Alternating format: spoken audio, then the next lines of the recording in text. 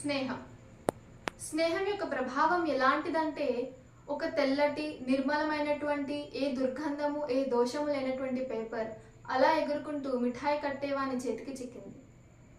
ఆ పేపర్లో మిఠాయిలు కట్టినప్పుడు ఏ దుర్గంధము ఏ దోషము లేనటువంటి పేపర్ నుండి మిఠాయి వాసన వస్తుంది. అదే పేపర్ ఎగురుకుంటూ డ్రై ఫిష్ కట్టేవాని చేతికి చిక్కింది. ఆ పేపర్ నుండి డ్రై ఫిష్ వాసన వస్తుంది. అదే పేపర్లో పరిమళాలు జల్లేటువంటి పుష్పాలు కట్టినప్పుడు ఆ పేపర్ నుండి సుగంధమైనటువంటి వాసన వస్తుంది. ఇప్పుడు మంచి వాసనకు చెడు వాసనకు కారణం ఆ పేపరా? కాదు, ఆ పేపర్లో చేరేటువంటి పదార్థం.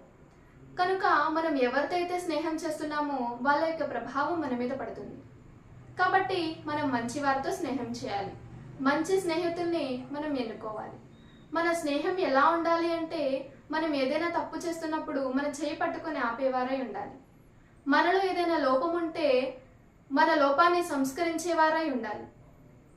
వారికంటే ఎక్కువగా మనని ఇష్టపడేవారై ఉండాలి. అంతే తప్ప చెడులలో మనల్ని సపోర్ట్ చేసేవాళ్ళు కాదు.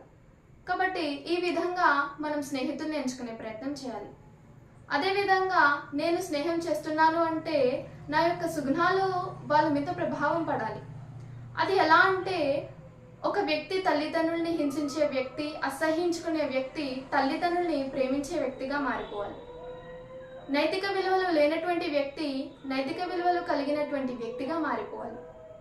ఈ విధంగా మన సుగుణాల యొక్క సుగంధాలు వాళ్ళలో నిలువెల్లా ప్రవేశించాలి. వాళ్ళు మారాలి. వాళ్ళు మారే విధంగా మనం స్నేహం చేయాలి. ఇదే స్నేహంలో అత్యుత్తమమైన నిదర్శనం. కాబట్టి మీరు మంచి స్నేహితుల్ని ఎంచుకోవాలి. మీ స్నేహం చివరి శ్వాస వరకు ఉండాలని కోరుకుంటూ happy friendship day to all.